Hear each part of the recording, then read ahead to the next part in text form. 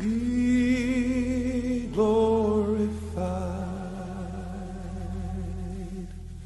Be glorified. Be glorified. Be glorified. Be glorified.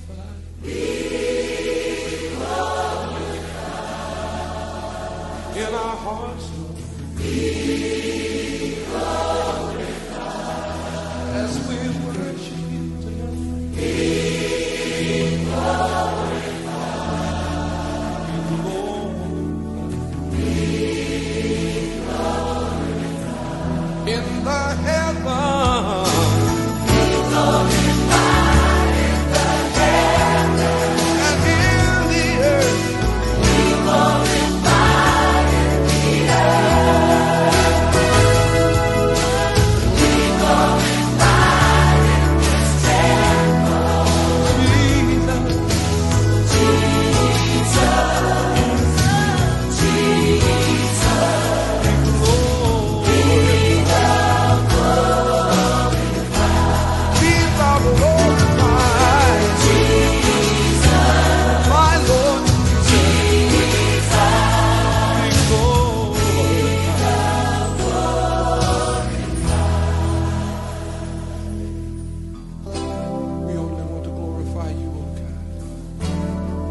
No flesh glory in your presence.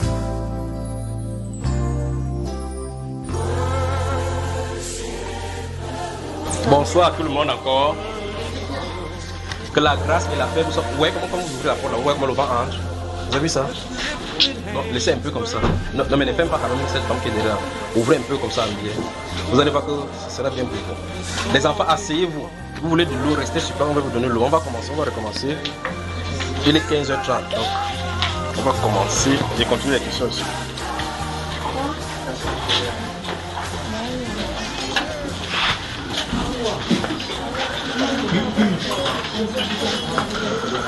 Pour ceux qui viennent d'arriver, j'ai dit qu'il y a un frère qui a eu un songe et s'est posté chez Bamba Iba. Il a dit que quelque chose est arrivé au pays, c'est subit. Et les gens n'étaient pas préparés pour les provisions.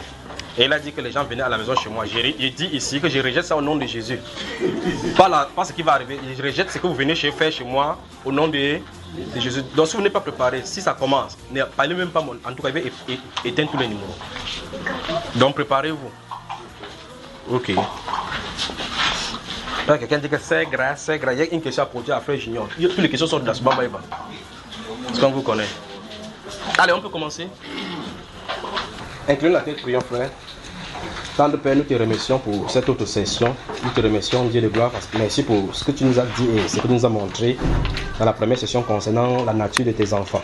Seigneur, beaucoup d'autres choses pourraient être développées, mais au Dieu de gloire, les enfants, au Dieu et tes enfants dans le monde entier ici sont assez intelligents pour continuer dans la parole et le faire.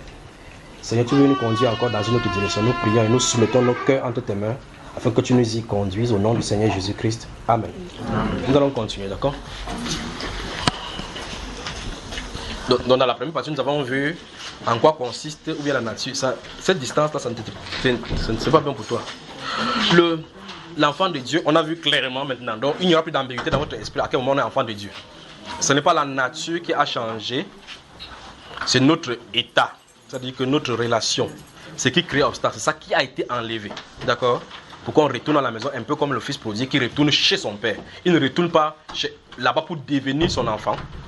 Il retourne parce qu'il est son enfant. Il y retourne parce qu'il est son enfant. L'obstacle a été enlevé. Christ Jésus a enlevé tout obstacle devant les enfants du Seigneur. Donc on peut être réconcilié à lui. D'accord, frère? On peut avancer maintenant. Donc, deuxième question. Cette personne-ci. Si l'on reçoit le Saint-Esprit, on ne pêche plus. Qu'en est-il de l'église de Corinthe? Qu'en est-il des pierres de Ananias et Saphira?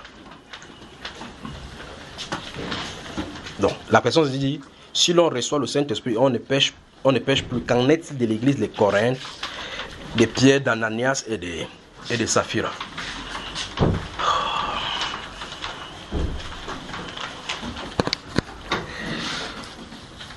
La personne, s'il y a combien de questions comme ça là?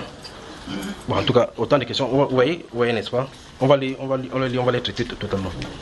Notez 1 Jean chapitre 3. Bon, alors, écoutez, notez 1 Jean. Qu'est-ce qui se passe ici? Attendez, ouvrez 1 Jean chapitre 3. Je sens de dire, il y a quelque chose qui est... Par rapport à ce que nous venons de dire par rapport à l'enfant de Dieu, il y a quelque chose certainement dans ce passage-ci. 1 Jean chapitre 3, lisons un verset qui a même sonné depuis là. Bon, bien que dans cette question, dans cette autre session, et la question qui est posée là maintenant, on va répondre toujours à même ces passages, mais j'ai comme l'impression qu'il y a quelque chose dans le chapitre 3 de 1 Jean. On va voir. Vous êtes dans 1 Jean chapitre 3. Hein? Attends, lis-moi le verset 24, vois. C'est qu'est-ce qu'il dit là-bas? Verset 24, là il est écrit: celui qui garde ses commandements demeure en Dieu et Dieu en lui. Et nous connaissons qu'il demeure en nous par le Saint-Esprit, non, par l'Esprit qu'il nous a donné. Encore. Et celui qui garde ses commandements demeure en lui et Dieu en lui. Et nous connaissons qu'il demeure en nous par l'Esprit qu'il nous a donné. Vous avez vu cela? On va y revenir. Donc, on va revenir en plein. Je comprends pourquoi le Saint-Esprit vient de dire. Donc, celui qui garde ses commandements, Dieu demeure en lui. Comment ça va pour Dieu demeure en lui? Par l'Esprit qu'il t'a donné. Donc, vous voyez que, comment savoir? Pas vous devez croire que vous avez. Pas vous devez croire. Vous devriez savoir. Merci Seigneur. Merci.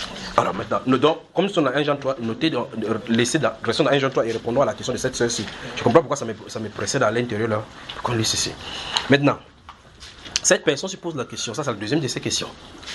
Quand on a le Saint-Esprit, on ne pêche plus. Je suis en train de regarder pour voir si c'est la manière que j'ai dit cela dans l'enseignement. Voici ce qu'il dit, et je le redis encore une fois de plus. Quand vous avez le Saint-Esprit, votre âme est enchaînée. Le péché ne peut plus habiter en vous. C'est ce que j'ai dit.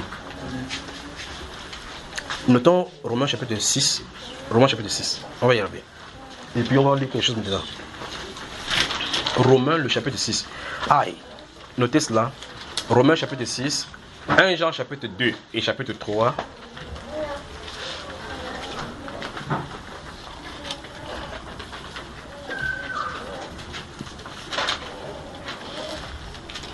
On y va, frère. Voilà. C'est plein dans les Saintes Écritures. Maintenant, on va y arriver. Je peux continuer. J'ai dit 1 Jean chapitre 2 et chapitre 3. Romains chapitre 6. Commençons par Romains chapitre 6. Romains le chapitre 6.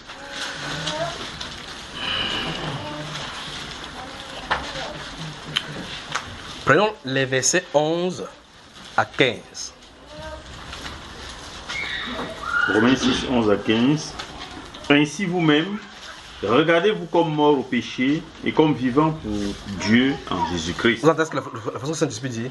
Regardez-vous, considérez-vous comme morts au péché. Souvenez-vous que le salaire du péché, c'est la mort. Donc il faut que quelqu'un meure. Et si l'enfant de Dieu est...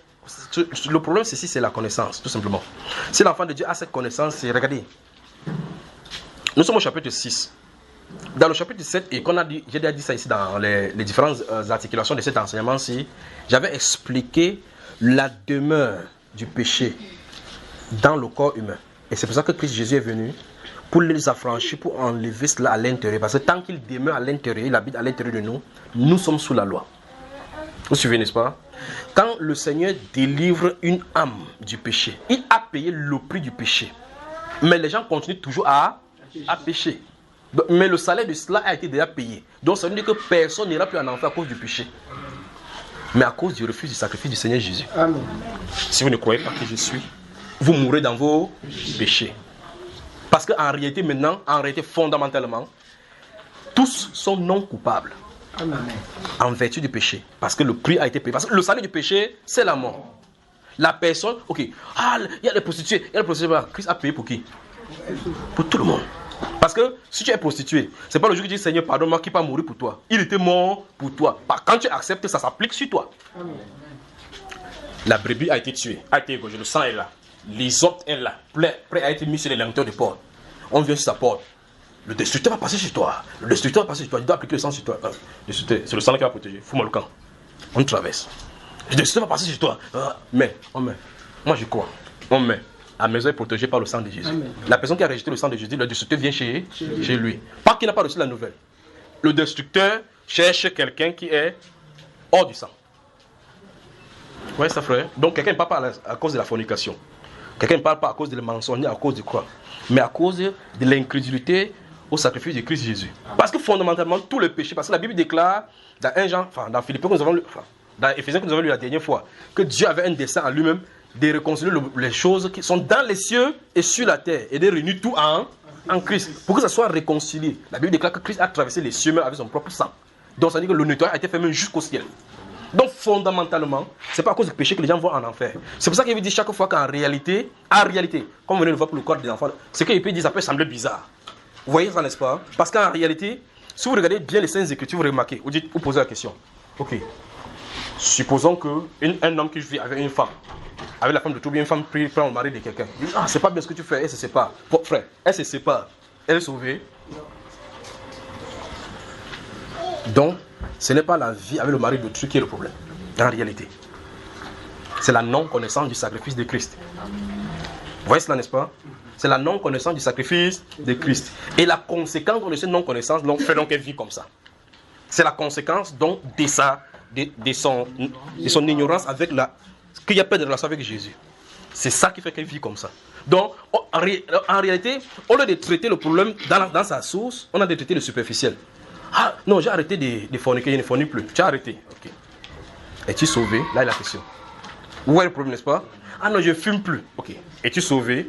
Donc, vous voyez qu'on a de s'attacher comme ça aux œuvres, justement, ne goûte plus, ne touche plus, et autres. Même si tu fais toutes ces choses-là, si Christ ne vient pas pour appliquer sa vie, ça ne sert absolument à rien. Donc, le début, c'est là-bas.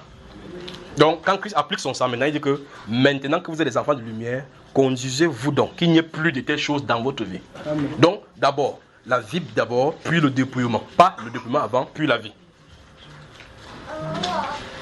Vous m'avez suivi, frère? Voilà. Repentez-vous et croyez à la bonne nouvelle. Quand on croit maintenant, on dit, ok, maintenant que vous avez cru à la bonne nouvelle, voici la marche dans le Christ Jésus. Maintenant que vous avez reçu le Christ, marchez en lui. Que l'impurité, qu'aucune espèce d'impurité ne soit même pas nommée au milieu de vous, ainsi qu'on vient à des saints. Or, ces choses-là qu'on a dit que ça n'a pas mentionné au milieu des saints, on a le saint qui n'a pas dit aux gens dans le monde que ne forniquez pas. Il ne fornique pas, il fait quoi? Tu vois le porc qui veut nager dans la boue, tu dis que le porc, la boue n'est pas bien. Il dit, et ma graisse, tu vas faire quoi de ça? Parce que c'est ça qui couvre son graisse. Quand le soleil fait là, ça le dilate, ça lui fait du bien. Donc quand il passe au coucher, quand tu passes, tu esquives la boue comme ça. Quand le porc lui va la boue dire, merci Seigneur, merci. La chaleur et la graisse, la boue. Et parce qu'il se met là-bas, après quand il sèche, l'hippopotame est haut là-bas, quand il sèche, ça les protège. Donc même la boue est bien pour eux. Vous me suivez, frère? C'est Christ Jésus qui est la vie. Donc vous voyez qu'en réalité, la satisfaction que donne le monde est éphémère. Tout genre de satisfaction que vous puissiez avoir dans ce monde, c'est quand vous n'êtes pas Christ, ça ne sert absolument à rien. Parce qu'en réalité, vous avez toujours soif de quelque chose dans le monde. Ça vous attire plus en profondeur. Mais quand vous avez Christ, même si vous n'avez pas quoi que ce soit de la satisfaction de ce monde, vous voyez que sa paix remplit votre cœur. Amen. Donc c'est lui d'abord, le prince de paix qui doit être établi là-bas. Amen. Alors maintenant, quand vous voyez un catholique, il dit que non, j'ai pris vraiment, j'ai réussi vraiment des rosaires pour toi. Donc quand tu es dans tes problèmes là-bas, il met encore ton nom chez Marie là-bas, il te met encore des problèmes avec les rangs du ciel. Après, quand tu as un problème avec quelqu'un, quelqu'un vient dire qu'il y a un problème, non, il faut prier. La personne vit dans l'idolâtrie, tu entends que le Dieu de nos ancêtres protège ta route comme tu pars. C'est elle qui dit que tes dieux des ancêtres te protègent quand tu es en train de manger. Tu dis, maman, je rejette ça au nom de Jésus. Mais en même temps, tu lui dis que maman, quand tu arrives au village, prie vraiment, prie Dieu que Dieu te demande. Il prie comment? Nous savons que Dieu n'exauce point les pécheurs.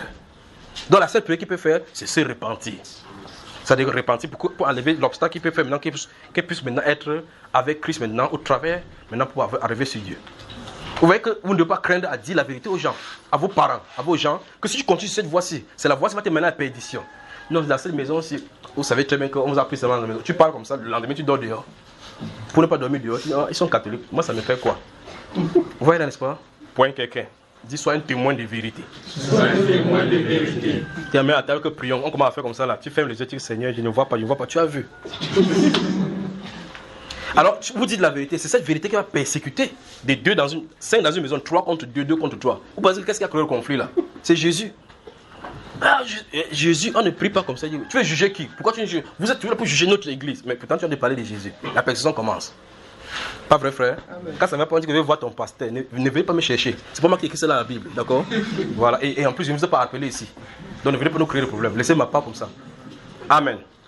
Alors donc nous allons voir dans cette deuxième partie, c'est comme la sœur de poser comme question. Et elle demande si celui qui a le Saint-Esprit ne pêche plus. Comment donc comprendre le livre d'1 Corinthiens, chapitre 16. Forcément, dans 1 Corinthiens, il est question de tout cela étalé là-bas, chapitre 3, chapitre 5, ainsi de suite. Bien plus encore, il parle d'Ananias et Saphira. Il parle aussi des pierres. Cette personne se parle des pierres en vertu des... Parce qu'il est descendu pour voir de quoi, c'est pourquoi il parlait de pierres. En vertu du livre de Galates, chapitre 2, où il avait utilisé les discriminations, on parle clairement de l'hypocrisie. Pourtant, il a reçu le Saint-Esprit et c'est lui qui prêchait, pas vrai? Nous allons répondre à cela. D'accord? Alors, c'est pour ça donc que nous sommes allés dans le livre de Romains, chapitre 6, et je tente de dire clairement que vous remarquez la nature de la chose et bien la compréhension qu'on a de dire. Romains chapitre 7 a de dire que tant que le péché habite dans le corps, vous êtes indubitablement vous êtes soumis à la loi du péché.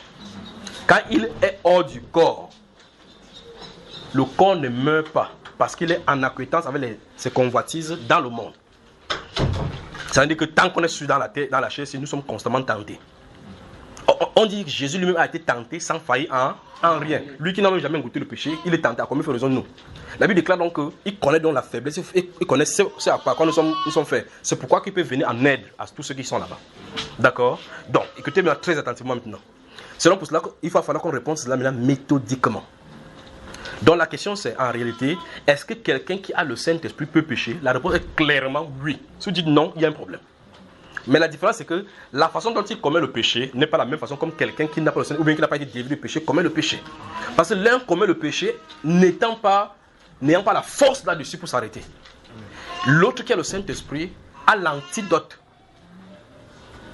Il a l'antidote. S'il ne marche pas selon l'esprit, il accomplit les désirs de la chair.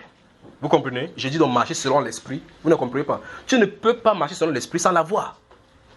Vous voyez le problème, n'est-ce pas?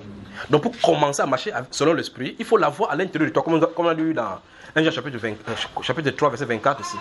Nous connaissons que nous demeurons en lui et qu'il demeure en nous en ce qu'il nous a donné de son esprit. Alors ça veut dire s'il nous a donné, ça veut dire que nous l'avons. Quand nous l'avons maintenant, on dit donc que c'est sous cette guide-là que nous devons marcher. D'accord? On va toucher le Saint-Esprit parce qu'il y a des très bonnes questions ici. Maintenant, comment comprendre Pierre qui a reçu du Seigneur clé, autorité pour parler en son nom et qui mange avec les païens, mange et boit avec les païens, et puis quand il voit Jacques et autres qui sont venus de Jérusalem, le païen, papa il vient vers lui que Pierre, j'ai encore une autre question là-bas, il parle vers les Juifs, il dit que je ne comprends pas. Paul observait cela. Il a commencé à comprendre qu'il ne marche pas selon la vérité. La question c'est, pendant qu'il faisait ça, où était le Saint? Justement, c'est le Saint-Esprit qui était à l'œuvre pour donner un enseignement.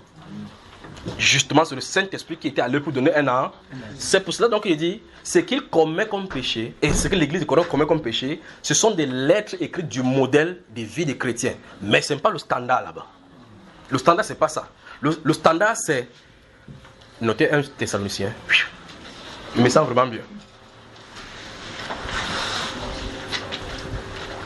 Notez 1 Thessaloniciens chapitre 5, versets 23 et 24. Mais encore de 20 jusqu'à 24. Dans ces 1 Thessaloniciens chapitre 5, il est dit là-bas que votre être entier, votre corps, âme et esprit soit gardé comment? Soit gardé comment? Saint et irrépréhensible. Momentanément, c'est ça? Jusqu'à la venue du Seigneur Jésus. Jusqu'à la venue du Seigneur. Là, ça commence à poser problème, n'est-ce pas? Là, ça commence à poser des problèmes. Donc, mais voilà le standard. Dans Éphésiens chapitre 5, verset 28, il dit afin de lui présenter cette église. Allons-y. Mais irrépréhensible. Donc, l'église qui sera présentée à Christ son épouse, ça sera comme ça. Vous regardez avec l'intelligence, vous dites sur la terre, est-ce que c'est possible? Il dit que l'église va entrer. Apocalypse chapitre 19 nous dit, l'église est finalement l'église sera présentée effectivement comme ça. Vous dites, comment ça va faire? 1 Thessaloniciens chapitre 5, regardez ce qui est écrit. Le verset que vient de citer tout à l'heure, que saint et irrépréhensible, le verset suivant dit quelque chose. On y va? Verset 24. Oui. Celui qui vous a appelé est fidèle et c'est lui qui le fera. Point de citation.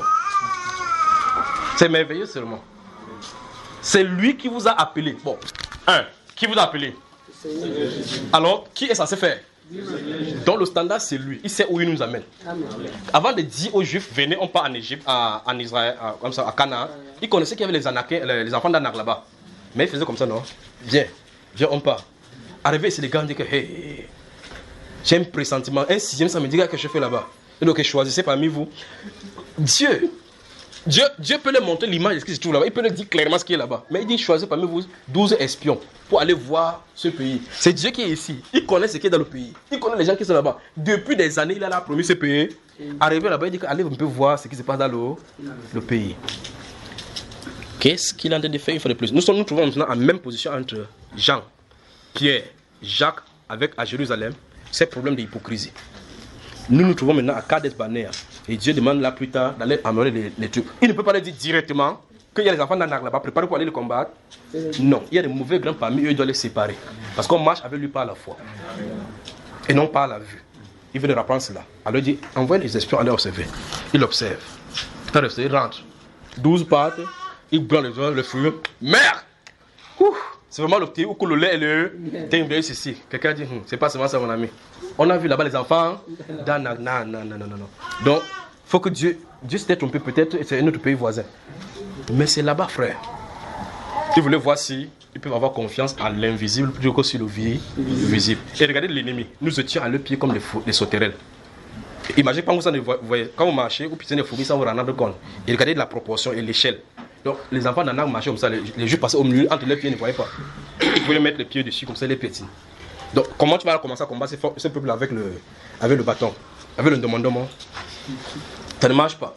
Et donc là, vous voyez que Dieu veut faire la sélection ici, et la séparation. À un moment donné, il veut faire la séparation, au fur et à mesure. Voici Jacques qui se tient là-bas, Pierre se tient là-bas, Barnabas se tient là-bas, et autres se mettent dans cette assemblée solennelle convoquée par le Saint-Esprit.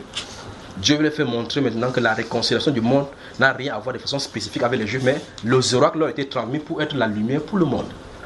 C'est ce qu'il veut leur montrer. Maintenant, comment est-ce que ça quitte chez les Juifs? Parce que longtemps avant, on appelle le Dieu d'Israël, on n'a pas dit le Dieu des autres peuples. Longtemps d'Israël. Comment leur Dieu va aller dans le peuple? Comment il savait?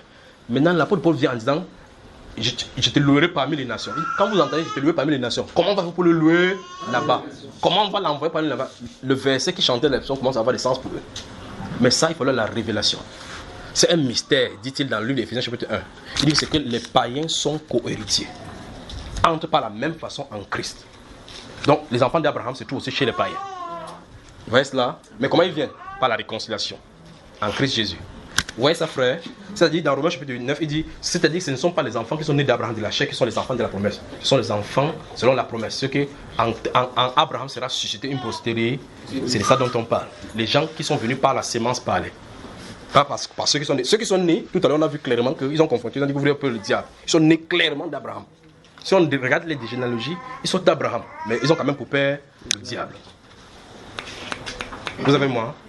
Alors, donc, ici, le problème de l'hypocrisie de Pierre se trouve en très bonne position dans les Saintes Écritures.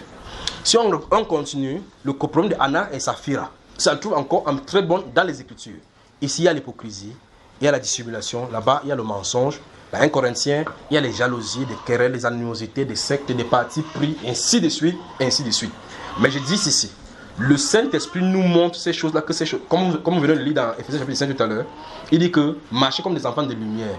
Et plus tard dans Éphésiens chapitre 5, il va dire qu'on doit condamner tous les œuvres des ténèbres. Marcher comme les enfants bien-aimés, on ne doit pas avoir ces choses nommées parmi vous. Donc si c'était nommé dans l'église de Corinthe, ou bien si tel s'est comporté ainsi, ça ne doit pas être le modèle.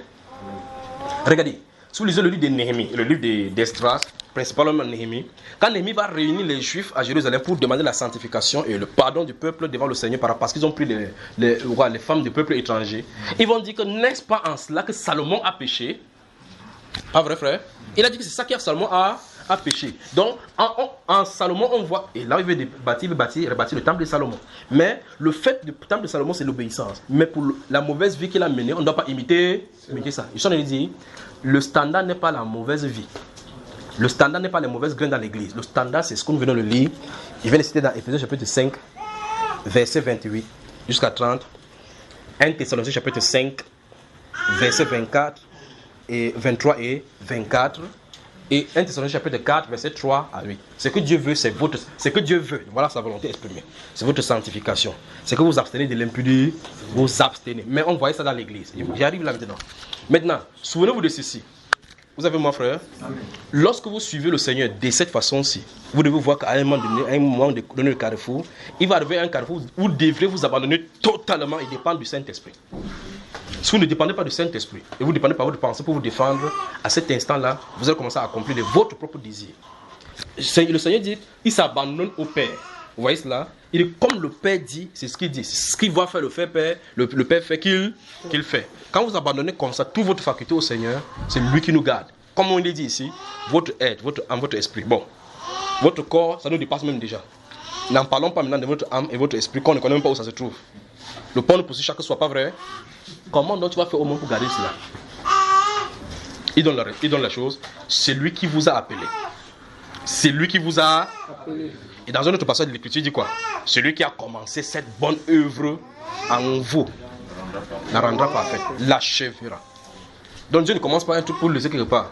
Dieu ne nous a pas sauvés pour arriver à un moment donné où il dit, il n'a pas sauvé le gars, si frère, j'ai fait l'erreur, il ne devait pas le sauver. Non. Quand il t'a appelé, il va t'amener. Vous avez mon frère? Voilà. Quand il t'a appelé, il va t'amener. Ces juifs qui sont venus dans Canaan, ils ont vu, ils ont mangé, ils sont là, ils ont rentré, mais il fallait le tamis pour entrer. À l'instant où l'apôtre Paul a fait la reproche, vous avez vu Pierre a régimbé, chacun a accepté, pas vrai? Finalement, il est entré chez Corneille, non? Il a donc dit que Dieu m'a appris à ne regarder aucun être humain comme souillé ou impur. Quand toute nation, vous voyez cela? Il a admis que ces choses-là s'adressent à toutes les nations.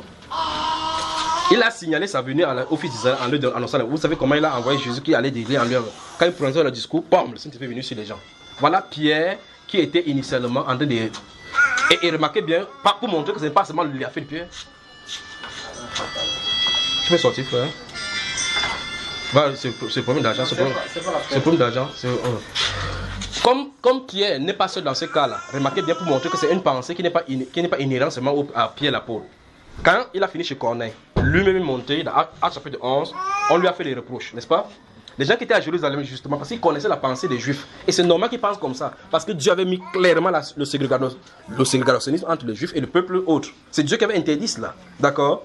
Maintenant, et dans la loi, il dit clairement que c'est en cela qu'on va distinguer votre Dieu de vous, quand vous serez un peuple pour Dieu. Mais il a dit, vous êtes un peuple saint.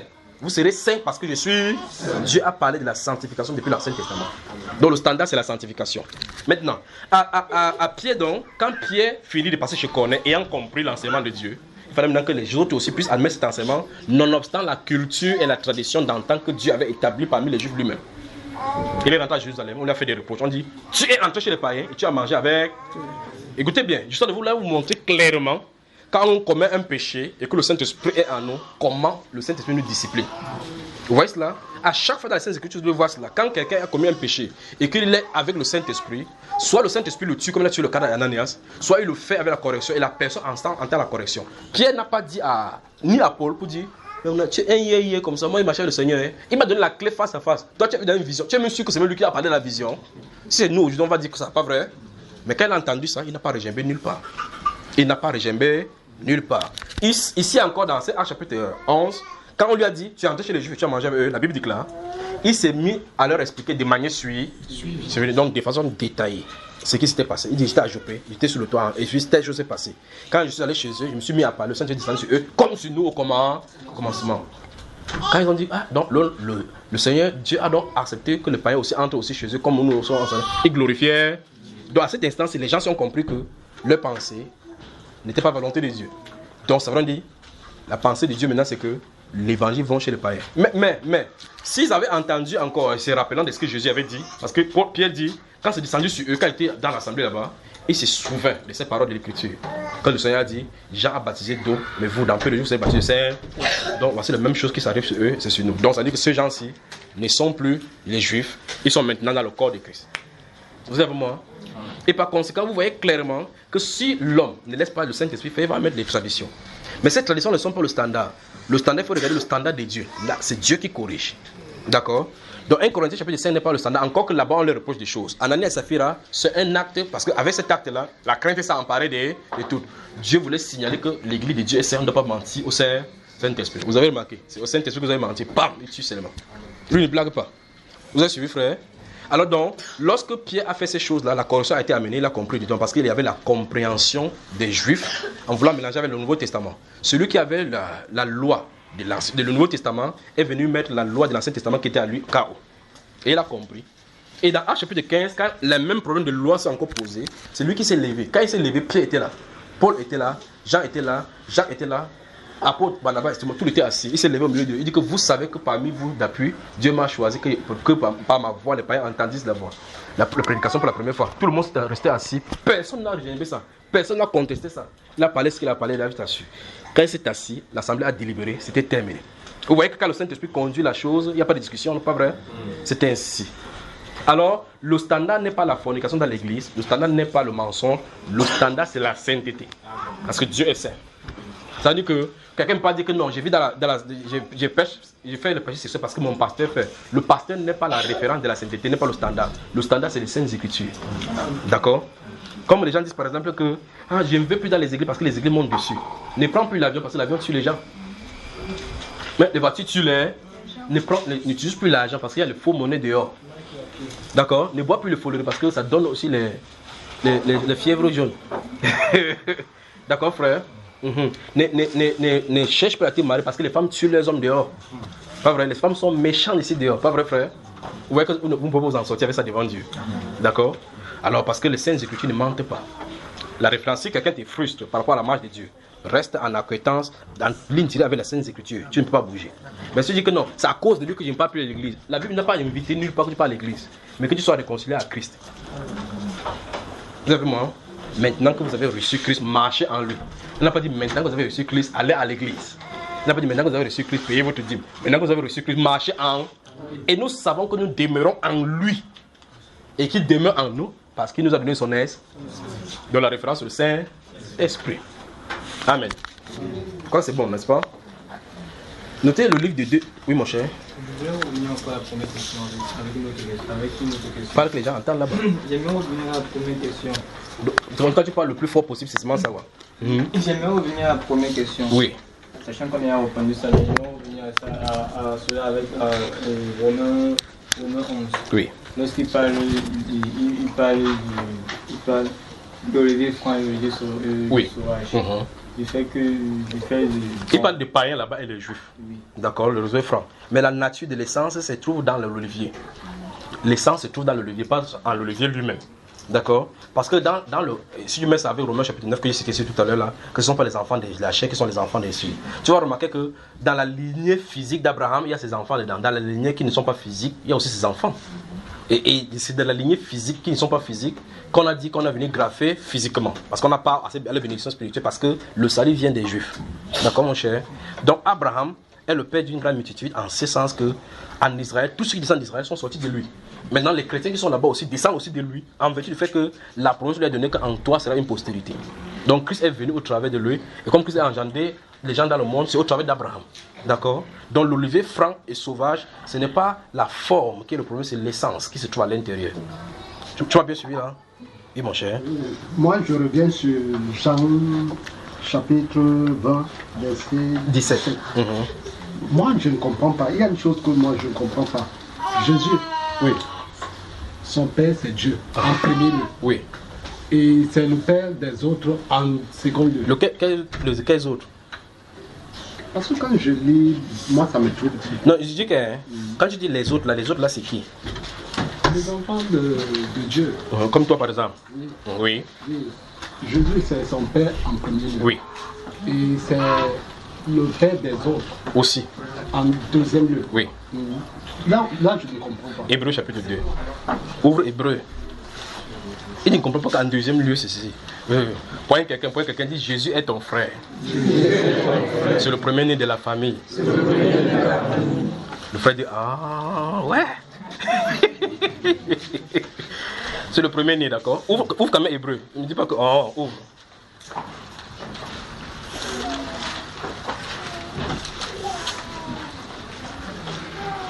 chapitre 2. Chapitre 2, c'est ce qu'il dit. Papa se ouvre aussi. Parce que tu regardes pas dans sa Bible. En classe, on trichait même ici.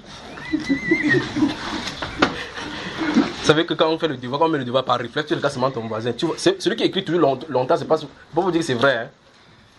Tu entends quelqu'un dire que θ, je pose θ égale F sinon sur 2. Alors que θ n'a rien à voir. Tu vois que dans l'enseignement, on parle de θ ici. Pas comme ça, tu regardes pour lui, là, il est intéressant. Alors que moi, je vais parler d'Hébreu 2. Ça va, chérie. Emmanuel, là. Hébreu chapitre 2. Qui est déjà? Bon, maintenant, pendant qu'on va lire ici, tu suis, d'accord? Allons-y, mon cher. Quel verset? À partir du verset 1. Hébreu. C'est pourquoi nous devons d'autant plus nous attacher aux choses que nous avons entendues, de peur que nous ne soyons emportés loin d'elles. Car si la parole annoncée par des anges a eu son effet, et si toute transgression et toute désobéissance a reçu une juste rétribution, comment échapperons-nous en négligeant un si grand salut qui, annoncé d'abord par le Seigneur, nous a été confirmé par ceux qui l'ont entendu, Dieu appuyant leur témoignage par des signes, des prodiges et divers miracles, et par les dons du Saint-Esprit distribués selon sa volonté. En effet, ce n'est pas à des anges que Dieu a soumis le monde à venir dont nous parlons. Or, quelqu'un a rendu quelque part ce témoignage. Qu'est-ce que l'homme pour que tu te souviennes de lui, ou le Fils de l'homme pour que tu prennes soin de lui? Tu l'as abaissé pour un peu de temps au-dessous des anges. Tu l'as couronné de gloire et d'honneur. Tu as mis toutes choses sous ses pieds. En effet, en lui soumettant toutes choses, Dieu n'a rien laissé qui ne lui fût soumis. Cependant, nous ne voyons pas encore maintenant que toutes choses lui soient soumises. Mais celui qui a été abaissé par un peu de temps au-dessous des anges, Jésus, nous le voyons couronné de gloire et d'honneur à cause de la mort qu'il a soufferte, afin que, par la grâce de Dieu, il souffrit la mort pour tous. Il convenait en effet, Écoutez bien maintenant, écoutez à partir de maintenant. il convenait en effet que celui pour qui et par qui sont toutes choses, et qui voulait conduire à la gloire beaucoup de fils. Vous avez entendu, non? Ça rejoint comme la première question. Il voulait conduire à la gloire beaucoup de fils. Il y a des fils qu'on doit conduire à la gloire. Comment faut-il faire? Il faut qu'il passe par la mort. Que le prince de leur salut passe par la mort, qu'il souffre pour pouvoir le faire entrer. Continuons.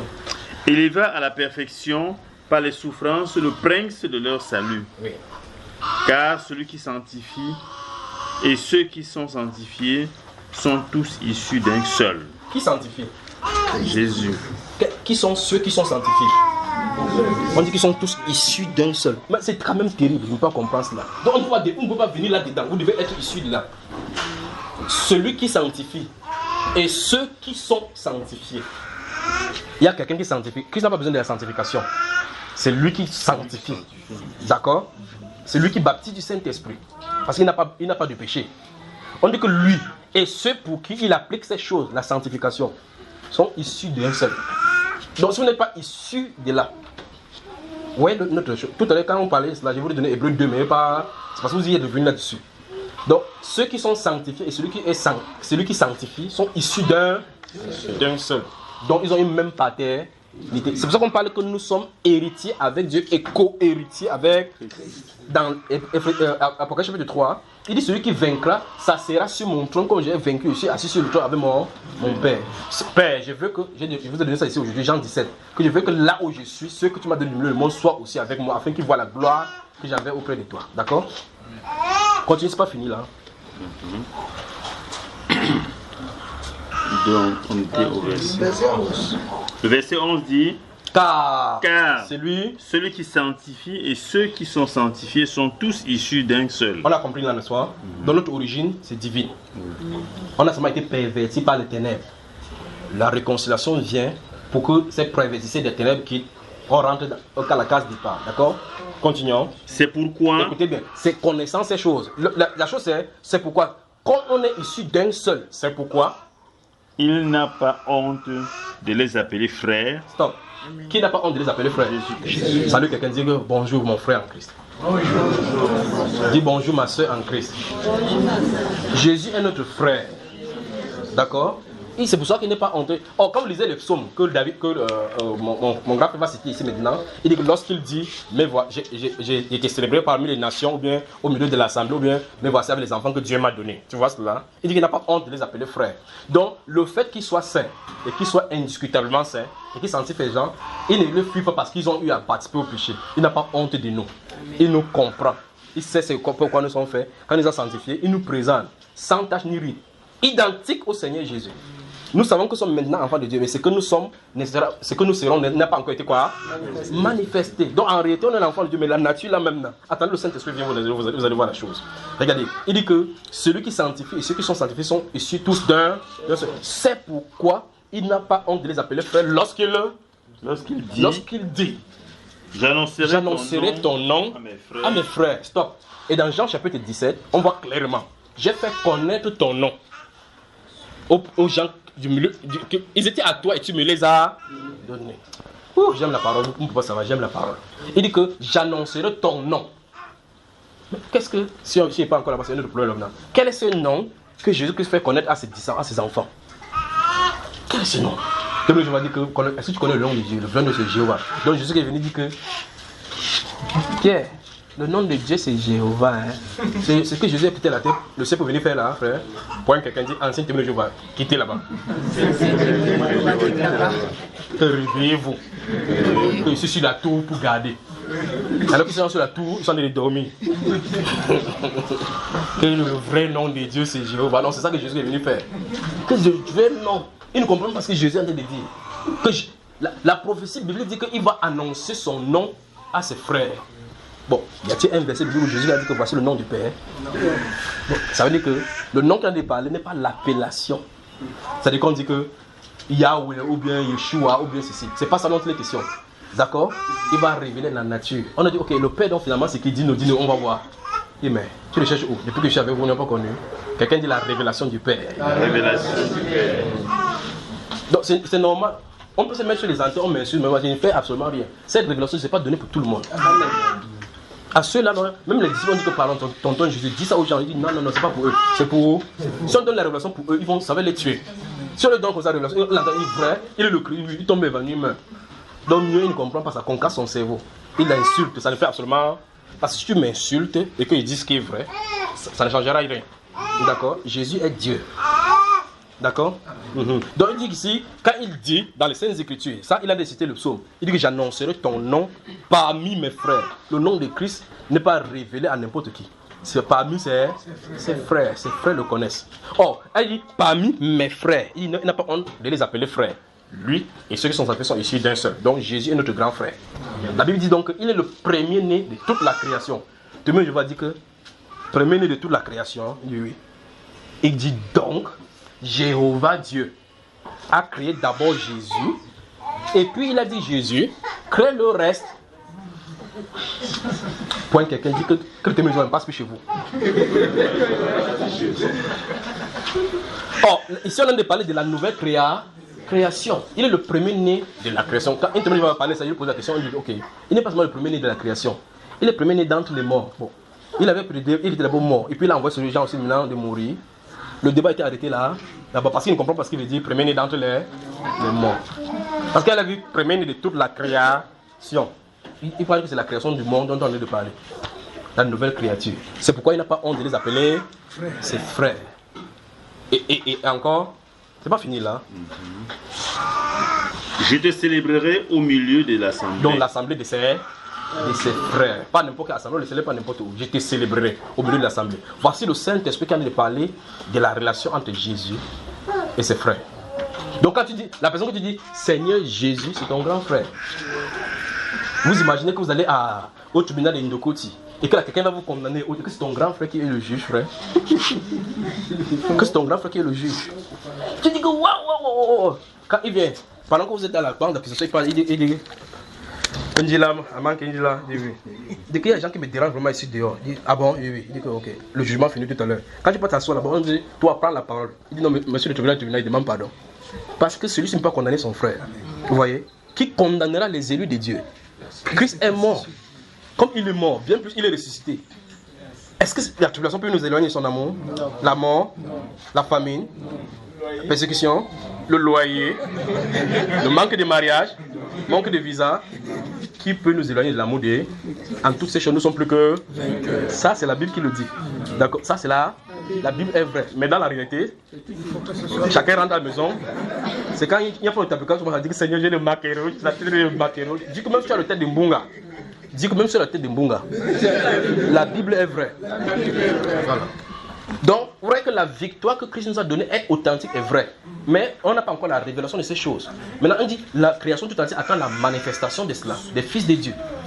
Ce qu'on n'en a pas encore. Imaginez seulement que si tout le temps que les chrétiens passent pour les campagnes d'évangélisation sont sortis pour aller, si on se mettait seulement en unisson, à genoux, en disant Seigneur, nous nous demandons pardon pour toutes les mauvaises choses, la cupidité qui se passe au milieu de nous, toutes ces choses-là. Nous demandons que tu descends par ton esprit.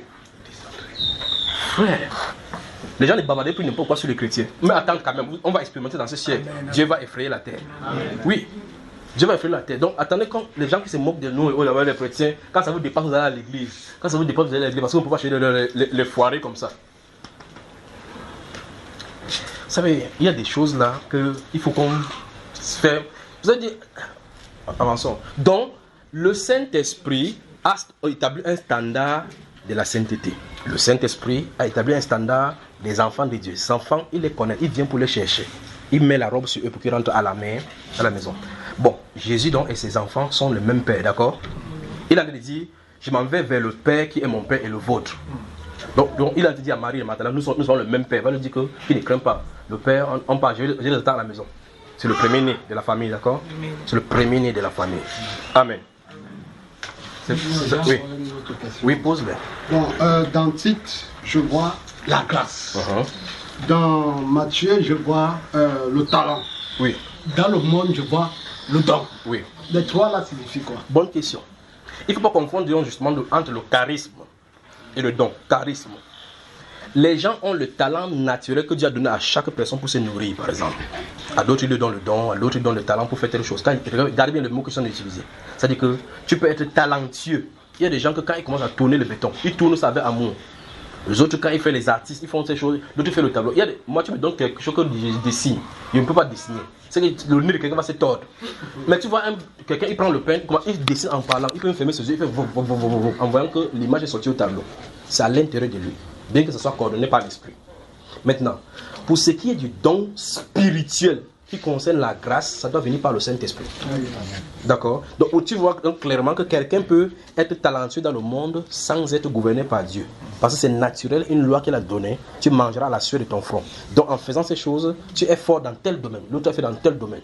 Vous mettez ça ensemble pour vous en sortir. D'accord mon cher?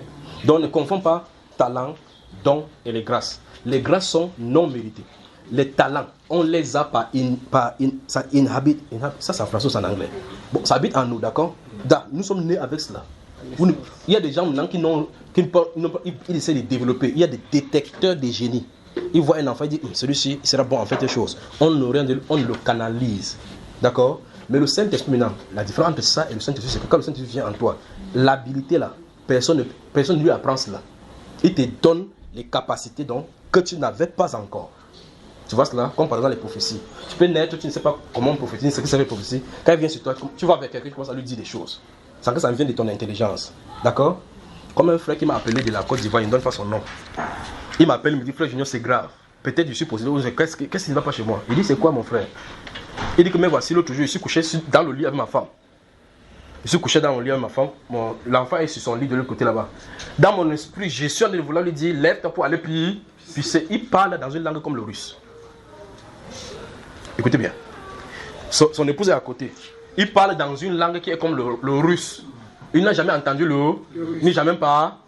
Le jeune, s'il va nous conduire quelque part, il vous dit. Il a parlé, et dans son esprit, il savait qu'il a dit lève-toi, va pisser pour ne pas pisser au lit, comme on dit normalement.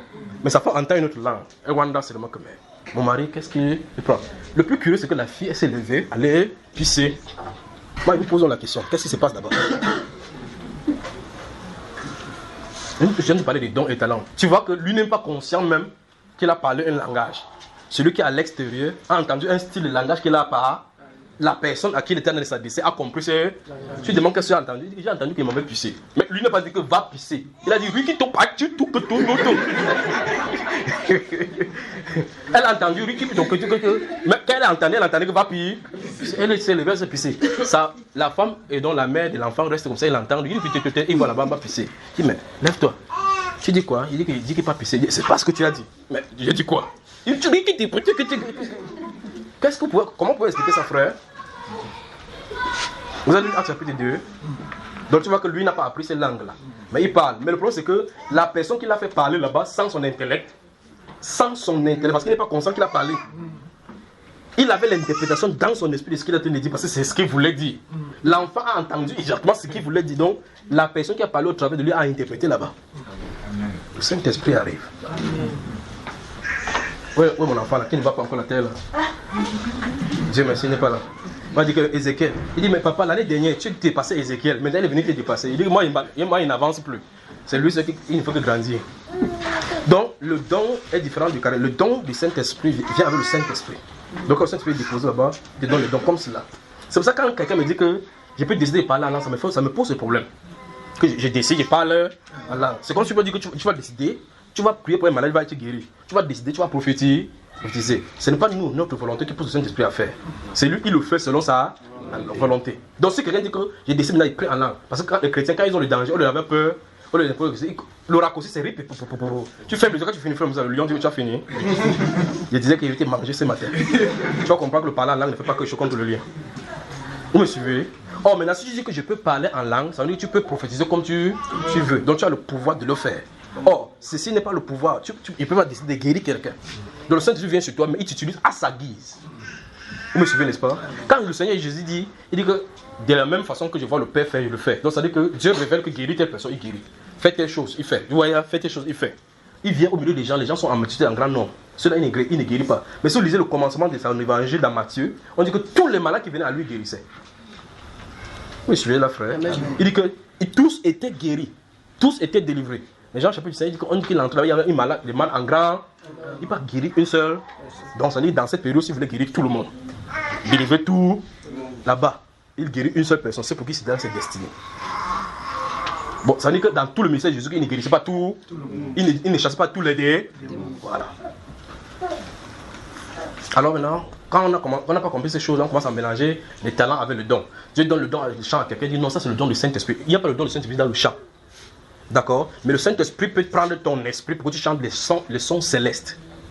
De telle façon que le Saint-Esprit se met derrière la voix de quelqu'un. Entendez ça. Le Saint-Esprit se met derrière la voix de quelqu'un pour que quand il chante, ça déclenche sa venue sur les gens. Amen. Ça détache les chaînes sur les gens. D'accord, frère? Les psaumes que tu voyais là, c'est le Saint-Esprit qui a chanté ça. C'est pour ça que quand David chantait, le mauvais esprit qui était sur Saül, ça quittait. Quand Élisée voulait prophétiser, il dit apportez-moi la harpe. On joue la harpe. On dit Dieu est bon, il m'a fait du bien. Il dit ainsi dit le Seigneur. Vous avez vu ça, frère? Bon, ça ne veut pas dire que le Saint-Esprit se trouve dans la musique. Voilà, pas de l'instrument de la musique. Mais il a les attributs dedans. Parce que l'adoration se passe en lui et avec lui. Vous avez moi là? Donc les dons, les talents qu'on fait pour aller au marché, là-bas, il y a des gens que, comme moi, tu me mets dans le commerce, ne t'inquiète pas, dans 3 jours ça va tomber. Je ne comprends pas qu'il peut avoir le pain ici, avec le chocolat, quelqu'un vient dire que j'ai faim. Il dit que non, c'est à vendre. Il ne peut pas comprendre ça. Mais il a faim, il y a le pain. Mais il n'a pas d'argent, on fait comment avec le pain ici? Donc si tu veux faire le commerce, ne fais pas ça avec moi. Donc moi je connais maintenant que je ne peux pas faire le commerce. Quand j'étais même dans le monde, mon grand frère, quand j'étais en Consamba, il avait ouvert un studio photo. Il a fait 1 an là-bas, avant de venir prendre l'argent. Tout le monde, l'argent est où? Il dit que personne n'a payé. Ne forcez pas quelqu'un à faire ce qu'il ne veut pas faire. On m'invite à l'anniversaire, le commandant, les enfants m'invitent, je vais me finir à l'anniversaire. Donnez-moi le pellicule, non, je vais te donner. Je prends l'argent qui est dans la caisse, je vais acheter le pellicule, je filme tout l'anniversaire. Je pars, il développe tout le pellicule, je viens lui donner. Parce que j'ai toujours confiance comme ça là. Donne l'argent, il ne donne pas, donne l'argent, il ne donne pas, donne l'argent, il ne donne pas. J'ai donné les photos, je fais comment? L'autre dit que Il a dit que film, il veut payer, te payer l'argent, mais il a dit film, je vais payer. Il a aussi fait filmer et donner. Personne, l'argent, donc si tu veux faire le commerce, ne passe pas par ma voie avec le commerce. On va distribuer ça ensemble, on va manger. Parce que comment quelqu'un peut souffrir et tu as les choses ici. Mais ça c'est mon comportement. Mais si tu veux faire le commerce, tu dois avoir un autre style de cœur, le cœur du commerce. Parce que quand tu peux prendre là-bas, les ressources que tu peux prendre, on ne donne pas ça gratuitement. Mais moi, je ne comprends pas ça comme ça. Ma part, c'est de comprendre la situation de la personne. Ah, le pain au chocolat. Entre-temps, ce même pain-là, ça va faire 2 jours, ça ne suit pas, on va encore jeter. Donc je dis, ok, bon, puisqu'on n'a pas acheté, qui t'a dit qu'on n'a pas acheté, mais parce que quelqu'un ici qui a faim, il charge les bêtises, il lui donne. Et cette personne, quand il mange comme ça, si demain ça tombe, il dit que le gars va se lever, il ne sait même pas gérer le commerce. Alors que ce sont ceux qui sont venus clignoter un peu. Amen. Oui. L'autre, c'est. J'ai mis mes pieds ici la première fois, c'était samedi. Oui. Vous avez dit un mot qui m'a bouleversé la tête. Ça t'a bouleversé la tête, mon frère? Oui. C'est pour ça que tu t'es coiffé comme ça. Hein? Bon, vous avez dit. Jésus est maudit. Que Jésus est maudit. Tu n'as pas plus revenu ici. Le mot là, si nous étions deux, je devrais prendre le marathon et vous laisser même la Bible. Tu te prends le marathon, tu laisses ta Bible. Et casser même le pied, c'est là 15 fois avant de. Bon, ce qui m'a encore plus choqué, c'est que si vous étiez là dehors et vous parlez ça, peut-être vous deviez prendre plusieurs raclées. Tu devais le racler bien même. Plusieurs raclées. Parce que même un païen ne pouvait pas comprendre ça. Le mot là que vous avez dit. On devait me taper bien même. Oui. Bon, calme-toi, on va continuer tout à l'heure, d'accord? On va voir que tu es obligé de croire ça. Si tu ne crois pas, tu ne peux pas avoir l'esprit, d'accord? Merci beaucoup. Je vous ai toujours dit non. Il veut dire que s'il y a des choses qu'il dit là-bas, c'est que quelqu'un va me balancer là-bas. Donc désormais, quand il prêche, je vais être à côté de la porte ici. Le frère, il m'a déjà averti. Voilà. Papa So est venu, quand il dit ça, Papa So a dit que non, non, c'est pas l'autre là. Après la seconde, tu as compris. Il est bien dit, Papa So fait ça. Oui, il dit que c'est biblique, il a trouvé. C'est lourd. Mais entre-temps, 2 versets sont passés dans ma tête et puis j'ai compris. Et puis j'ai compris. Mais l'autre aussi, s'il était dehors, il devait taper avant de comprendre plus tard. Tu vois, vous pensez que Paul, quand il tapait les gens là-bas dans les chambres là-bas, est-ce qu'il cherchait à savoir ce que les gens là disaient? Mais quand le Saint-Esprit s'est révélé à lui, il a compris. La Bible déclare qu'il n'est plus allé à l'école théologique. Il est entré dans la synagogue, il a commencé à comprendre que Jésus est le Christ. Que Jésus est la chose qui combattait. Maintenant, il a commencé à l'annoncer. Si les gens restent seulement tranquilles, tu as dit telle chose. Parce que la Bible, on ne bagarre pas avec la Bible. On n'a pas la puissance contre la vérité. Amen. Tu as dit telle chose, n'est-ce pas? J'ai dit oui. La Bible dit si. Qu'est-ce que tu en dis? Donc ça dit que si tu n'es pas d'accord, présente la Sainte Écriture. Je ne suis pas d'accord. Il y a quelqu'un qui a écrit sur YouTube que tu écoutes ces juniors, fais attention avec lui. Il enseigne que le Satan a couché avec le Saint. Comme il enseigne ça, fais attention, il y a plus de faux prophètes ici. Mais ce qui est curieux, c'est qu'il vient toujours écouter. Il a encore dit comme ça dans la maison. Si c'est faux, n'écoutez pas. Mais il vient toujours écouter, il a encore dit comme ça. Vous savez, c'est ce que les pharisiens faisaient. Et c'est ça le problème. Quand ils suivaient Jésus sous le grade Marc chapitre 1 et chapitre 2, la Bible déclare qu'un jour de sabbat, les gars suivaient Jésus, qui chaque samedi, Jésus marche, ils sont derrière. Point quelqu'un, tu es disciple de Jésus. Tu cherches quoi derrière lui?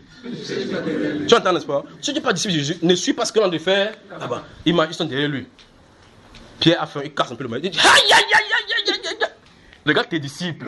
Il coupe le maïs de jour du sabbat. Donc il suivait Jésus pour regarder quoi? Les fautes. Et c'est ça qui les a aveuglés. Si tu es le Christ, dis-nous. Je vous ai dit ça depuis, vous ne pouvez pas comprendre. Les œuvres que j'ai faites rendent témoignage de qui je suis. Mais à un pharisien, à un samaritain, il dit, nous savons que quand le Christ viendra, c'est lui qui va dire telle chose là. Il dit, je le suis, moi qui te parle. Parce que c'est ce qui cherche la vie. Ceux-là cherchent. Il dit, si tu es le Christ, dis-nous franchement. Le jour qu'on l'a attrapé, on a dit que, est-ce que tu entends ce qu'on a déposé contre toi? Il dit que je suis venu dans le monde pour un jugement. Mon rang n'est pas le seul monde. Il dit qu'avant on a encore quelque chose pour dire. Vous avez entendu votre propre bouche. Donc même la demande qu'il faisait là, c'est pas pour croire. C'est pour dire que vrai, il a dit de sa propre bouche qu'il est le. Donc on va le tuer maintenant pour voir qu'il est le Christ. Donc il ne disait pas ça pour croire. Et Jésus n'est pas pour accomplir les désirs charnels des gens. Vous comprenez, n'est-ce pas? Donc, quand il fait ces choses-là, remarquez bien, quand ils font ça, Jésus leur donne encore des morceaux qui vont les séparer. Et quand ils font ça chaque fois, Jésus donne des choses. Il dit que vrai, les prophètes sont morts. Qui pense que tu es? Tu dis que quelqu'un doit parler à vie. Tu crois même que tu es même qui? Ton père, c'est Joseph, il souffle là-bas pour les planches. C'est vers des ciels. On t'a vu, tu marchais, tu courais au carrefour là-bas. Tu es des ciels. Pas vrai, frère? Il s'attendait que le Fils de Dieu sort comme ça, waouh, il descend comme ça, il dit, oh, le voilà. C'est pas comme ça que Jésus vient. Oh, s'ils examinent bien les Bibles, et toi, Bethléem, Ephrata, pas vrai, frère? La Vierge enfantée. S'ils posent la question, où est-ce que tu es né? Ils allaient vers Joseph et Marie. Dis-nous, l'enfant, c'est le père, son père c'est Joseph. Marie était obligée de dire non. Voici comment la naissance est arrivée. Et le problème était réel. Oh, il faut aller à la source. Nicodème, au moins, lui, même si c'était la nuit, même si c'était dans l'obscurité, il a quand même ouvert l'obscurité pour aller faire ce qui est bien. Il allait dans la nuit, il ne faut pas que mes fidèles me regardent, que même lui ne me pas là. Il allait là-bas que, maître, vrai. Il ne dit pas que j'essaie, il dit que nous. Donc quand il reste dans le congrès des gars, oublions l'affaire, le gars là, c'est un sac. Vous entendez cela? C'est un sac. Nous savons que tu es de Dieu, que personne ne peut faire ce chose si Dieu n'est avec lui. Donc en journée, il le contredit, en nuit, il dit que non, gars, c'est fort. D'autres sont venus vers lui. Dans Matthieu chapitre 22, si vous lisez bien, il dit, maître, nous savons que tu enseignes les voies de Dieu dans la vérité, que tu es vrai. Ça, c'est les paroles choquantes de la Bible que j'ai vues. Il est comme ça dans un groupe, hein, dans un groupe. Il dit, nous savons que tu ne juges pas, tu ne fais acception de père, et que tu enseignes la voie de Dieu dans la vérité. La veille veut dire que nous enseignons dans le mensonge. Connaissant ça, il faut aller le rejoindre parce que c'est lui qui enseigne la voie de Dieu dans la vérité. Il finit de dire ça, il dit que maître, devons-nous payer l'impôt à César, oui ou? Qu'est-ce qu'il a de faire, frère? Quand vous venez ça, mon Seigneur m'a donné des techniques. Je vous concasse le cerveau comme ça, en rentrant, vous avez les cheveux blancs sur la barbe. Alors donc vous voyez que quelqu'un dit, ah, il enseigne tes choses, il enseigne. Bon, maintenant, si le frère c'est pas à terre, il ne rentrait pas. Ce qu'il devait retenir, c'est qu'il y a des gens qui pressent que Christ est plutôt mort. Dieu merci qu'il est venu aujourd'hui. On va maintenant marcher ça pour qu'il puisse avaler. Comme ça, c'est facile, il va m'embrasser, il ne peut me racler. D'accord, mon frère? Quand tu vas finir, tu vas m'embrasser, non? Voilà. Mais pour que j'explique bien, pas vrai? Je vais expliquer, ça va passer. Alors, vous permettez, s'il n'y a plus de questions, je continue la question de cette soeur-là.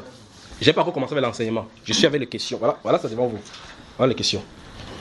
Donc, deuxième question, on a fini avec la deuxième question. La réponse était, si le Saint-Esprit donc est sur quelqu'un ne pêche pas, dans ces cas, comment se fait-il qu'on peut comprendre? Comment on peut comprendre un Corinthien, Pierre, le cas de Pierre, Ananias et Saphira? J'ai dit, quand le Saint-Esprit est dans quelqu'un, son âme est scellée, enveloppée, emprisonnée. Son âme est scellée. Il ne peut plus donc de son âme. Les passions ne découlent plus de son âme. Il a été emprisonné par le Saint-Esprit. Il ne peut plus faire ce qu'il veut. Donc, mais il peut pécher. Mais le standard, c'est que, dans 1 Jean chapitre 3, il dit, nous connaissons les enfants de Dieu parce que les enfants de Dieu et les enfants du diable, ils vivent dans la justice et l'iniquité, l'un et l'autre. Au verset 15 du chapitre 3 de 1 Jean, il dit qu'il ne peut pécher parce qu'il est né de Dieu, parce que la sémence de Dieu demeure en... Ça, c'est sous réserve qu'il demeure sous la conduite de ces sémences-là. J'ai dit donc marcher selon l'esprit et vous n'accomplirez pas le désir de la chair. Donc si tu refuses de marcher selon l'esprit, tu accomplis le désir de la chair, c'est instantané. C'est un peu comme la lumière. Regardez s'il y a plus cette ampoule-ci. Paf, ça s'allume. Si j'éteins, les ténèbres sont là. Si j'allume, la ténèbre disparaît. Donc c'est l'un ou l'autre. L'un ou l'autre. D'accord? Marcher selon l'esprit, vous n'accomplirez pas le désir de la chair. Pour marcher selon la chair, c'est pas évident. C'est pas facile, c'est pas difficile. Il suffit seulement de ne pas marcher selon l'esprit. Comme il disait à quelqu'un, il t'a de prêcher à quelqu'un tout à l'heure qu'on a envoyé le front, on a fait des heures en parlant. Je lui ai dit que les gens payent le transport pour aller en enfer, mais pour venir au paradis, c'est gratuit. Absolument. La bière, tu vas boire la bière, tu achètes, c'est toi qui travailles, tu travailles quand tu n'as pas vu. Remarquez bien comment les maçons travaillent sur le soleil. Ils travaillent pour le soleil, vous les voyez, ils tapent le papier, Après, à 12 heures, il dit donne-moi mon argent. Il donne. Où est-ce que c'est dit, frère? Donc tout ce que tu travailles là, c'est pour casser bière. Il dit casse bière. Non, c'est 4 bières. Il a fallu du temps. Le soleil m'a trop chauffé. Pas vrai? Il dit allons prendre une. N'importe quoi, c'est allons prendre une. Maintenant, quand il s'assoit là-bas, il boit. Quand il boit, son œil commence à tourner. Si une jeune fille passe, la Bible déclare que tu vas être là, léger dans ta langue. Il commence à parler. Oh, mamie, viens, on prend un. Qu'est-ce qu'il a de faire? La fornication. Vous voyez cela? C'est avec son argent qu'il allait souffrir. C'est ça qu'il a de faire comme ça. S'il pas forniqué, en rentrant, il titube, peut-être il conduit la moto, il voit quelqu'un trop, il croit que c'est la route ici, il entre par ici sous le camion, pam, il est mort. Il a fini de travailler sous le soleil pour aller en enfer avec. Mais Christ Jésus, quand tu bois comme ça, c'est tout ton corps. Tu détruis, c'est ton corps. Tu pêches, c'est ton corps. Il dit vivez dans la sanctification. Tu vis dans la sanctification, toi-même tu sais que tu es à l'aise parce que tu es en paix avec Dieu. Tu marches, tu ne crains pas. Vous voyez cela, n'est-ce pas? Mais ça a un prix. Le prix, c'est que tu dois seulement obéir. Tu vois que l'argent que tu vas acheter pour la bière, tu comprends maintenant qu'il faut maintenant nourrir ton corps, nous donner aux frères. Tu vois que c'est tout le bien que tu fais avec. Donc aller en enfer coûte cher. Mais les gens aiment ça, dépenser pour aller en enfer. Mais ce qui est gratuit, vous savez qui est gratuit, les gens ne veulent pas. Mais si Dieu mettait le prix là-bas, c'est que les gens achèteraient ça pour entrer. Parce qu'ils aiment dépenser quand on les voit. Alors, dans 1 Jean chapitre 2, également, que je vous ai donné, il est dit, mes petits enfants, à partir du verset 1, mes petits enfants, je vous écris ces choses afin que vous ne péchiez point. Mais si quelqu'un a péché, nous avons un avocat auprès du Père, Jésus-Christ le juste. Il est lui-même une victime expiatoire pour notre péché. D'accord? Non seulement pour les nôtres, mais pour le ceux du monde entier. Vous voyez, pour le monde entier, il a expié leur péché. Je vous ai dit ça ici tout à l'heure. Il est expiatoire pour nos péchés. C'est nous qui sommes conscients qui avons le bénéfice de cette expiation. Eux n'en sont pas conscients. Donc le monde entier a laissé voter dans la boue, pourtant il ne doit plus le faire. Tout à l'heure, je vous ai demandé de lire d'ouvrir Romains chapitre 9, chapitre 6. Et nous avons commencé là-bas, que regardez-vous comme mort au péché. Vous vous souvenez, n'est-ce pas? On n'a pas fini, parce qu'il avait dit 11 à 15. Vous vous souvenez, n'est-ce pas? Donc vous m'embrouillez n'importe comment, on va quand même y revenir. Donc allez, papa, Patani, ouvre alors ça, lis-nous ça. Romains 6. Patani, il dormait un peu, hein, mais son esprit écoutait. Romains le chapitre 6. Nous avions aujourd'hui le verset 11 qui disait que vous de même, regardez-vous comme mort au péché, comme vivant maintenant pour Dieu en Christ. D'accord? Puis maintenant dans le verset 12, il dit que à haute voix, écoutez, que Le péché ne règne donc point dans votre corps mortel. vous entendez ça? Donc son règne est terminé. Quand tu te considères comme mort au péché, le règne du péché est terminé. Il ne doit plus régner, il ne doit plus gouverner. Il n'a plus la force d'action dans tes propres membres. Vous voyez, que le péché ne règne plus dans votre corps. Et puis il dit, deuxième injonction encore, et n'obéissez pas à ces convoitises. Donc vous voyez que le chrétien a le pouvoir de marcher, de dominer le péché. Quelqu'un qui n'a pas le Saint-Esprit ne peut pas. Il ne peut pas. C'est pour ça qu'on va trouver dans le stratagème dans le monde pour essayer de dire, si tu fumes, tu vas arrêter la fume, on te fait les cigarettes, quand tu mets même la crête, comme si tu fumais. Il faut être délivré. Vous voyez, que le péché ne règne donc point dans votre corps mortel et n'obéissez pas à ses convoitises. Ça ne finit pas là-bas. Il dit quoi? Ne livrez pas vos membres comme des instruments quoi? Au péché. Donc, vous voyez que c'est quelqu'un le fait, c'est lui qui le livre. Vous voyez que maintenant, la personne, ceci contraste avec ce qui est au chapitre 7. Où on dit que je veux faire ce qui est bien, mais je vois qu'il me fait ce qui est mal. Or, à cette personne, si on lui dit, ne le faites pas. Donc, il a le pouvoir de ne pas le faire. Alors que celui qui est au chapitre 8, chapitre 7, ne parvient pas à... Il se trouve seulement qu'il a en train de faire parce qu'il est gouverné par le péché. Cette autre personne-ci, quand il considère qu'il est mort en Christ, parce que et on est mort avec Christ, on est ressuscité avec lui. Et si vous remarquez très attentivement ici, vous allez regarder, vous allez encore qu'on parle encore d'abord du baptême en Christ. D'abord ça, on parle du baptême en Christ, dans ce chapitre 6-ci. Vous savez moi, et ce baptême et ce mort en Christ parlent clairement de notre identification avec lui. Donc nous nous identifions avec Christ et quand il est en nous, on peut se considérer maintenant comme mort au péché. Donc il n'y a pas de lutte avec le péché en dehors du Saint-Esprit. C'est l'antidote contre le péché. Vous avez mon frère? C'est pour ça qu'au chapitre 8, chapitre 7, donc, il explique donc en effet, tant que vous êtes comme ça dans ce rapport, c'est voici ce qui vous arrive. Au chapitre 8, donc, il dit donc que tous ceux qui sont en Jésus-Christ ont crucifié la chair avec les passions, avec les désirs. Ceux qui sont en Jésus-Christ. Vous voyez cela? Ils n'ont plus la condamnation parce que la loi de l'esprit de vie en Jésus-Christ m'a affranchi. Quelqu'un dit délivré pour toujours. M'a affranchi de la loi du péché et de la mort. Car chose impossible à la loi, parce que la chair la rendait impossible, Dieu a envoyé son Fils semblable dans une chair semblable au nôtre pour condamner le péché.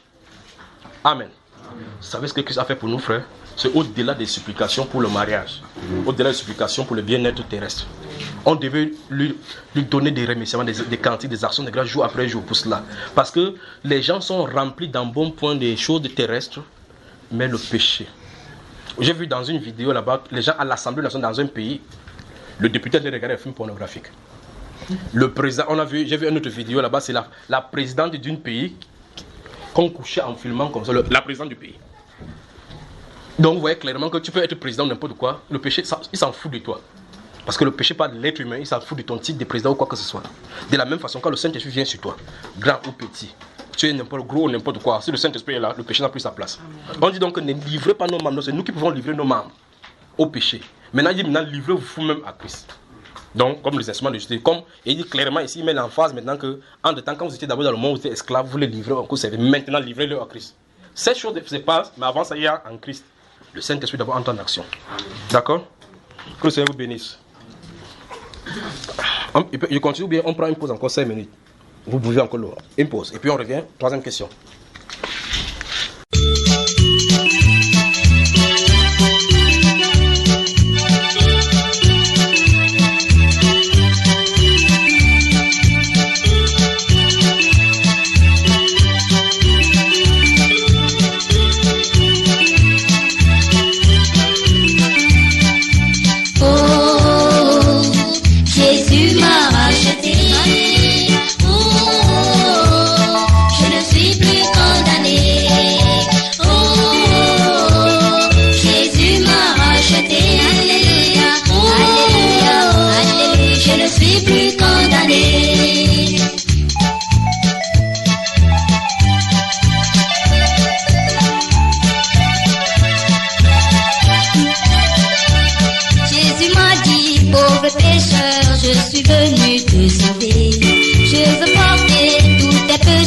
sur moi, sur moi. Oh, Jésus m'a racheté, alléluia. Oh, je ne suis plus condamné. Oh, Jésus m'a racheté, alléluia, alléluia, alléluia, je ne suis plus condamné.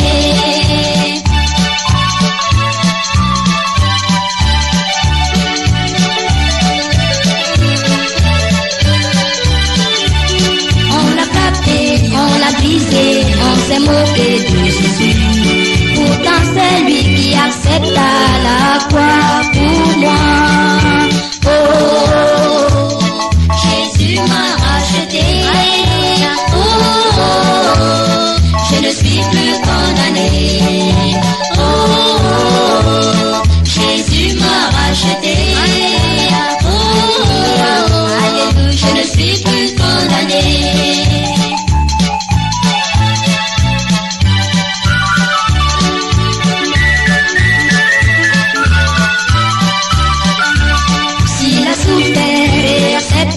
Le traitement des bourreaux, parce qu'il savait le châtiment qui retombait sur moi. Oh, Jésus m'a racheté, alléluia. Oh, je ne suis plus condamné. Oh, Jésus m'a racheté, alléluia, alléluia, alléluia, je ne suis plus condamné.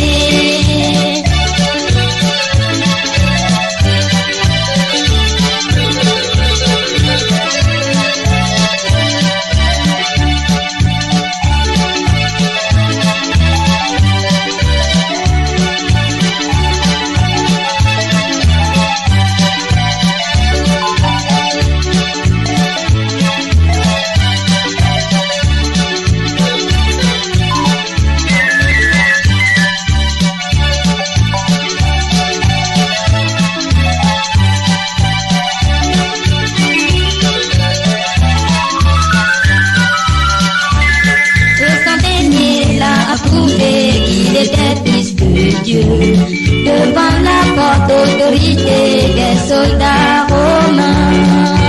Oh, Jésus m'a racheté, alléluia. Oh, je ne suis plus condamné. Oh, Jésus m'a racheté, alléluia. Oh, je ne suis plus condamné.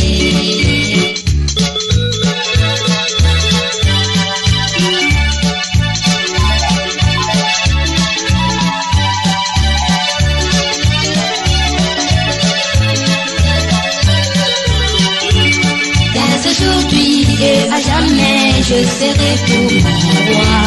Je veux finir toute ma vie en lui, en lui. Oh, Jésus m'a racheté, alléluia, alléluia, alléluia, je ne suis plus condamné.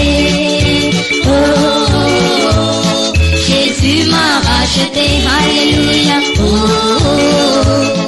je ne suis plus condamné. Oh,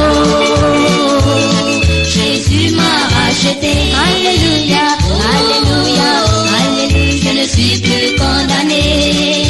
Oh, Jésus m'a racheté, alléluia. Oh,